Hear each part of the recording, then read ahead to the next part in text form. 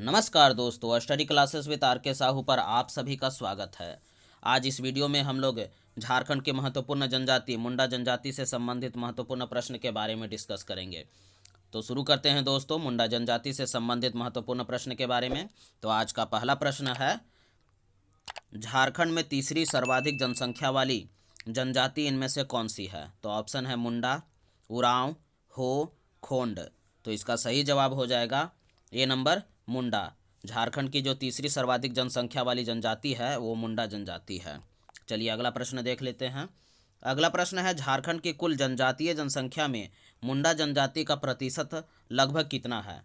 तो ऑप्शन है 25%, 14%, 9% और 3%। तो इसका सही जवाब होगा बी नंबर 14%। झारखंड की कुल जो जनजाति है उस जनजाति में मुंडा जनजाति का जो प्रतिशत है वो 14% है।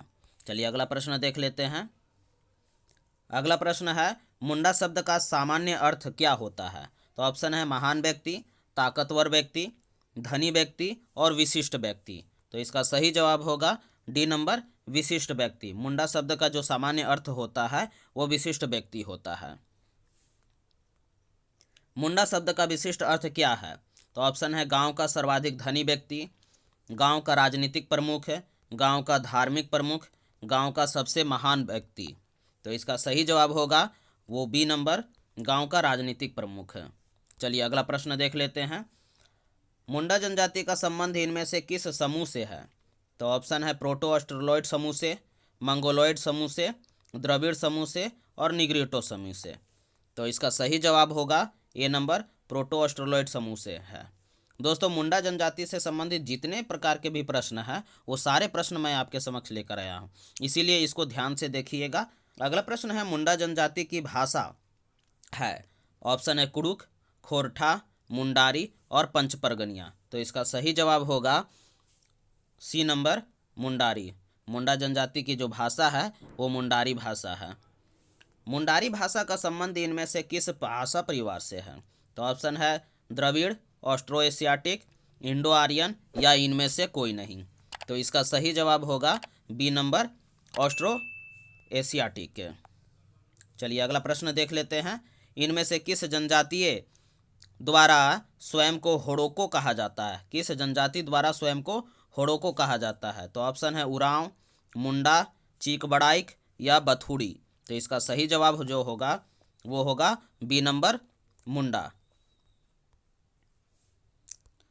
अगला प्रश्न है, निम्न में से कौन सी जनजाति अपनी भाषा को होड़ो जागर बोलते हैं? तो इसका ऑप्शन हो जाएगा उरांव, मुंडा, चीकबड़ाइक और बथुड़ी। तो इसका भी जवाब वही होगा बी नंबर मुंडा। मुंडा जनजाति जो है वो भाषा को होड़ो जागर बोलते हैं, अपनी भाषा को। चलिए अगला प्रश्न देख लेते हैं। प्राचीन समय में इनमें से किस स्थान पर मुंडाओं का निवास स्थान रहा है? तो ऑप्शन में देख लेते हैं अजीमगढ़, कालंजर, गढ़पाली या उपरोक्त में से सभी। तो इसका सही जवाब होगा डी नंबर उपरोक्त में से सभी। प्राचीन समय में आजिमगढ़, कालंजर और गढ़पाली जो स्थान है ये मुंडाओं का निवास स्थान रहा है। मुंडा जनजाति के लोग इनमें से किस स्थान से होकर झारखंड आए थे? तो ऑप्शन है गढ़चिरौली, सरगुजा, रीजगढ़ या इनमें से कोई नहीं। तो इसका सही जवाब जो होगा सी नंबर रीजगढ़ से होकर आए थे। मुंडा जनजाति के लोग रीजगढ़ स्थान से होकर झारखंड आए थे। अगला प्रश्न है, झारखंड के किस जिले में मुंडा जनजाति का सर्वाधिक संकेंद्रण है? तो ऑप्शन है पलामू, पश्चिमी सिंहभूम, रांची और कोडरमा। तो इसका सही जवाब जो हो जाएगा सी नंबर रांची। झारखंड के रांची जिले में मुंडा जनजाति का सर्वाधिक संकेंद्रण है। तमाड़ क्षेत्र में रहने वाले मुंडा जनजाति के लोगों को क्या कहा जाता है? तो ऑप्शन है पातर मुंडा, तमाड़ी मुंडा, उपरोक्त दोनों या इनमें से कोई नहीं। तो इसका सही जवाब जो होगा सी नंबर उपरोक्त दोनों, मतलब पातर मुंडा और तमाड़ी मुंडा दोनों कहा जाता है। तमाड़ क्षेत्र में रहने वाले जो मुंडा जनजाति लोग हैं उन्हें पातर मुंडा और तमाड़ी मुंडा दोनों नाम से जाना जाता है। चलिए अगला प्रश्न देख लेते हैं। मुंडाओं द्वारा निर्मित भूमि को निम्न में से क्या कहा जाता है? तो चौरस भूमि, पाट भूमि, परती भूमि या खूटकट्टी भूमि।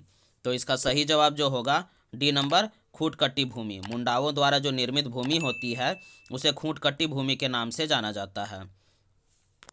मुंडा जनजाति की प्रशासनिक व्यवस्था में खूंट का क्या अर्थ है? तो इसका ऑप्शन है खेत का एक हिस्सा, परिवार, परिवार का मुखिया या किराए पर ली गई भूमि। तो इसका सही जवाब जो होगा बी नंबर, परिवार। मुंडा जनजाति की प्रशासनिक व्यवस्था में खूंट का अर्थ परिवार होता है। चलिए अगला प्रश्न देख लेते हैं। अगला प्रश्न है मुंडा जनजाति के संबंध में निम्न में से कौन सा कथन असत्य है? इसमें पूछ रहा है कि कौन सा कथन असत्य है। तो चलिए ऑप्शन देख लेते हैं। मुंडा जनजाति में सगोत्रीय विवाह वर्जित है। मुंडा जनजाति में आयोजित विवाह विवाह का सर्वाधिक प्रचलित रूप है। मुंडा जनजाति अपनी भाषा को होड़ो जगर कहते हैं। यह सभी कथन सत्य है। तो इसका सही जवाब जो होगा डी नंबर, सभी कथन सत्य है, ये सही जवाब होगा। चलिए अगला प्रश्न देख लेते हैं। अगला प्रश्न है मुंडा जनजाति में सामाजिक व्यवस्था से संबंधित नामकरण का मिलान करें। तो ऑप्शन है सामाजिक व्यवस्था और नामकरण। इसमें युवा गृह अरंडी, विवाह गितियोड़ा, विधवा विवाह गोनोट टका, वधु मूल्य सगाई। तो इसका सही जवाब जो हो जाएगा वो डी नंबर हो जाएगा। मतलब कि आपका जो होगा वधु विवाह जो होगा गोनोट टका हो जाएगा, विधवा विवाह जो होगा वो सगाई होगा, और विवाह हो जाएगा अरंडी, और युवा गृह हो जाएगा गितियोड़ा। चलिए अगला प्रश्न देख लेते हैं। अगला प्रश्न है मुंडा जनजाति में सामाजिक व्यवस्था से संबंधित नामकरण का मिलान करें। तो इसमें भी सामाजिक व्यवस्था से संबंधित नामकरण करने के लिए बोला गया है।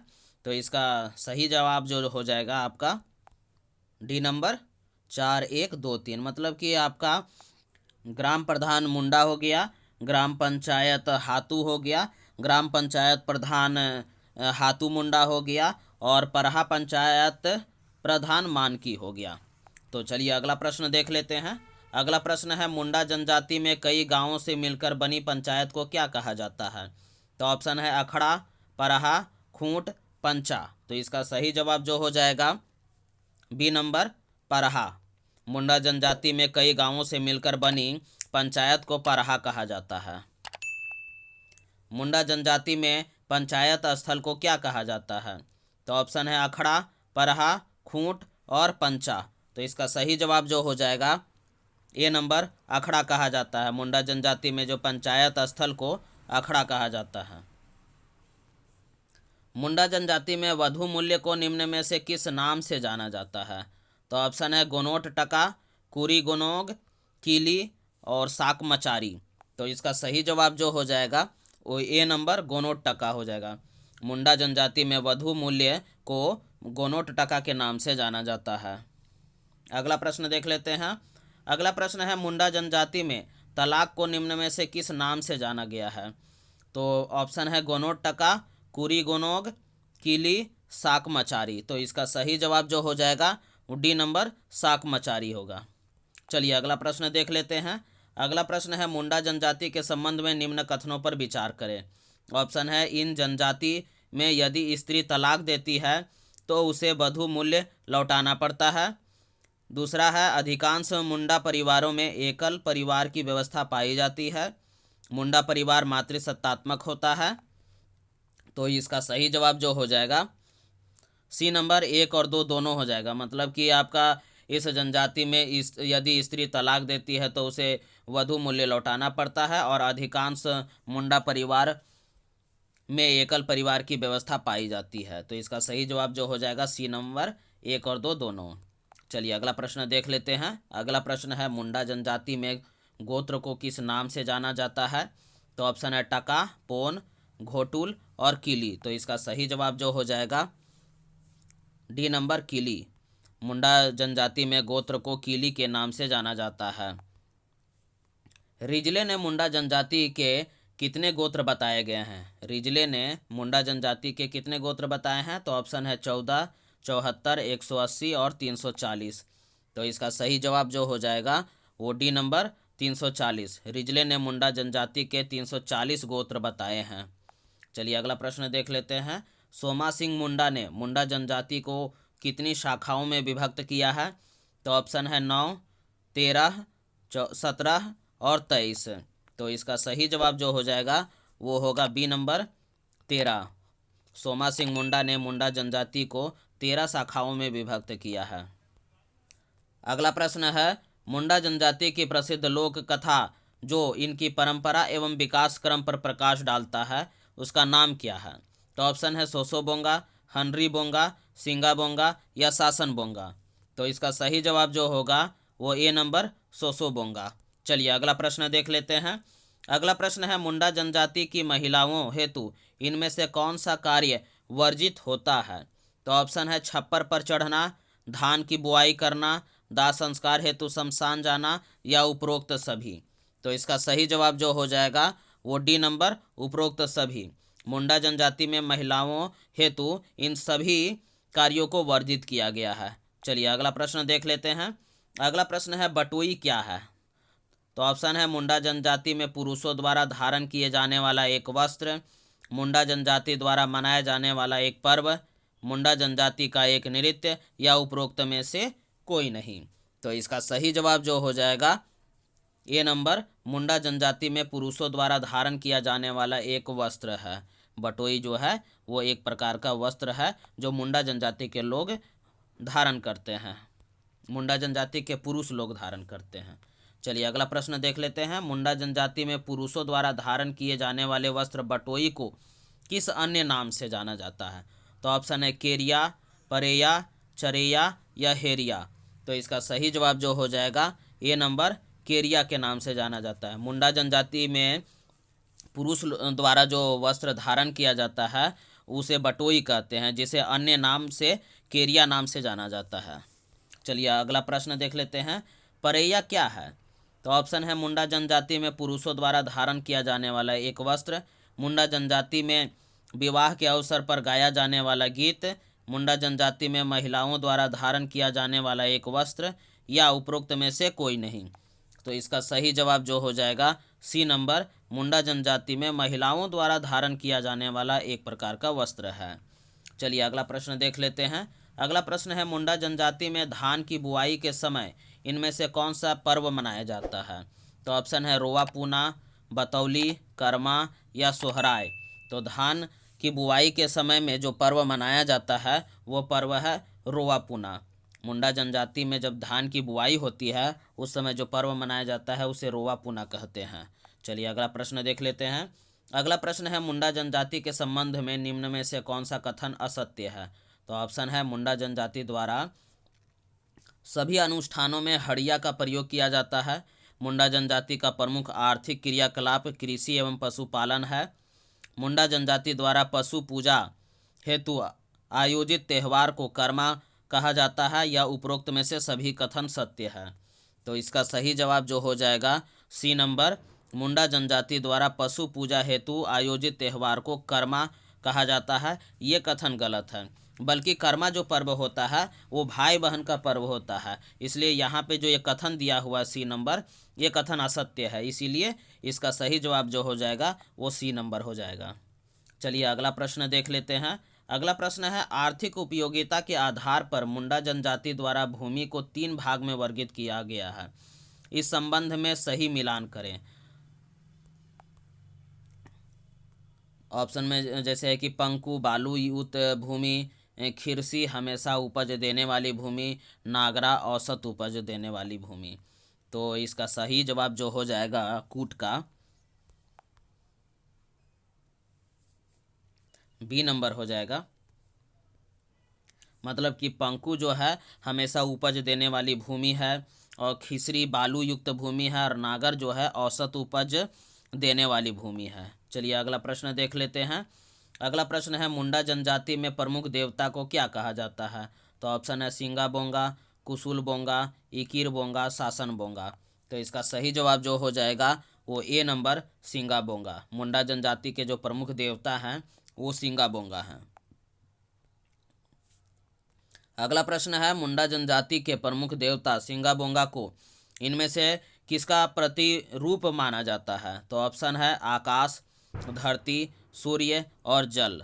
तो सही इसका जवाब जो हो जाएगा सी नंबर सूर्य। मुंडा जनजाति के प्रमुख देवता जो सिंगा बोंगा हैं इनके है उनको सूर्य का प्रतिरूप माना जाता है। अगला प्रश्न है मुंडा जनजाति के प्रमुख देवता सिंगा बोंगा पर इनमें से क्या नहीं चढ़ाया जाता है?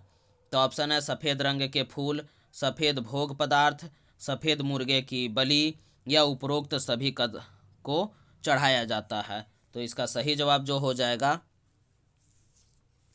डी नंबर, उपरोक्त सभी को चढ़ाया जाता है। मुंडा जनजाति के जो प्रमुख देवता सिंगा बोंगा है इन पर सफ़ेद रंग का फूल भी चढ़ाया जाता है, सफ़ेद भोग का पदार्थ चढ़ाया जाता है और सफ़ेद मुर्गे का बलि भी दिया जाता है। चलिए अगला प्रश्न देख लेते हैं। अगला प्रश्न है मुंडा जनजाति के निम्न देवताओं के संबंध में उचित मिलान करें।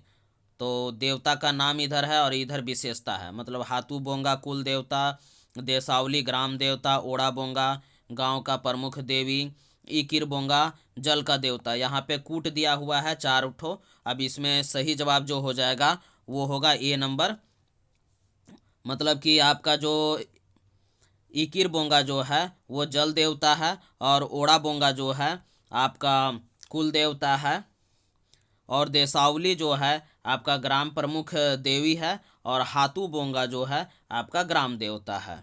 चलिए अगला प्रश्न देख लेते हैं।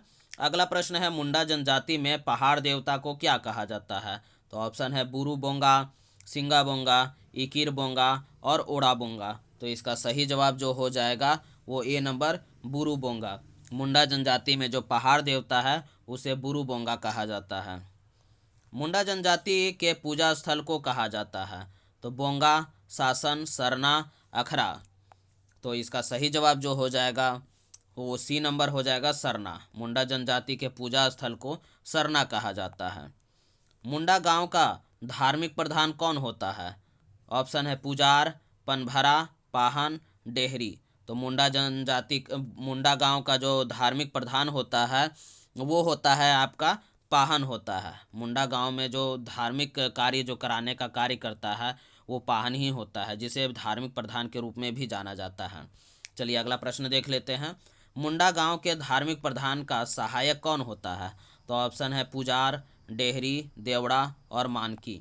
तो मुंडा गांव का जो धार्मिक प्रधान होता है उसका सहायक जो होता है वो पुजार होता है। अगला प्रश्न है मुंडा जनजाति में ग्रामीण पुजारी को किस नाम से जाना जाता है? तो ऑप्शन है पनभरा, डेहरी, देवड़ा और पुजार। मुंडा जनजाति में जो ग्रामीण पुजारी होता है उसे डेहरी के नाम से जाना जाता है। चलिए अगला प्रश्न देख लेते हैं। मुंडा जनजाति में झाड़ फूंक करने वाले व्यक्ति को क्या कहा जाता है? तो ऑप्शन है मानकी, देवड़ा, बोदरा और दिरी। तो इसका सही जवाब जो हो जाएगा वो बी नंबर, देवड़ा। मुंडा जनजाति में झाड़ फूंक करने वाले जो व्यक्ति होते हैं उसे देवड़ा के नाम से जाना जाता है। मुंडा जनजाति में शवों को क्या किया जाता है? दफनाया जाता है, जलाया जाता है या दोनों प्रथा प्रचलित है या इनमें से कोई नहीं? तो इसका सही जवाब जो होता है वो सी नंबर, मतलब कि दोनों प्रथा प्रचलित है। मतलब मुंडा जनजाति में जो व्यक्ति मर जाते हैं उनके शवों को दफनाया भी जाता है और जलाया भी जाता है। चलिए अगला प्रश्न देख लेते हैं। अगला प्रश्न है एक स्थान जहां मुंडा जनजाति के पूर्वजों की हड्डियां दबी होती है वो क्या कहलाता है? ऑप्शन है खिरसी, हरगड़ी, नागरा और शासन। तो इसका सही जवाब जो हो जाएगा वो डी नंबर, शासन। एक स्थान जहां मुंडा जनजाति के पूर्वजों की हड्डियां दबी होती है वो शासन कहलाता है। चलिए अगला प्रश्न देख लेते हैं। मुंडा जनजाति में पूर्वजों की स्मृति में किसी स्थान पर रखे गए शिलाखंड को क्या कहा जाता है? तो इसका सही जवाब जो हो जाएगा शासनदिरी।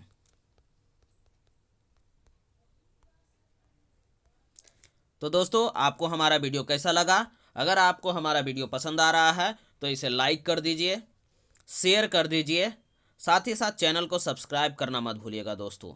धन्यवाद।